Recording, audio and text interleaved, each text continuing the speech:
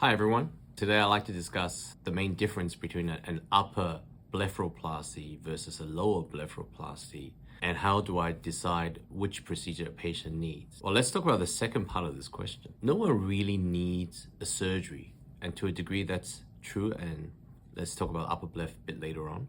But no one really needs elective surgery. So if a patient comes in and they are unhappy with the upper eyelids or lower eyelids, most of the time that's the operation I'll focus on. Now, having mentioned that, upper eyelids can get in the way of your upper visual field. So there is a functional indication that upper blepharoplasty can benefit a patient, and often they have to come from the optometrist with a perimetry test result. Now, what is the main difference then between upper blepharoplasty and lower blepharoplasty surgery? Well, upper blepharoplasty surgery tend to deal with the effects of aging and gravity, creating excess skin, losing the definition of your tarsal crease, and hooding laterally as well.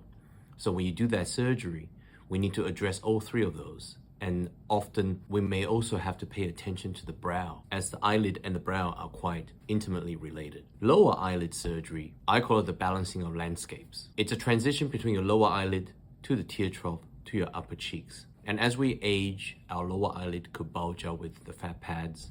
The tear trough sinks in further as your upper cheek also sink down. So to blend those areas together to create a more uniform look, that's the main goal of the lower blepharoplasty. All right, I hope that's been helpful.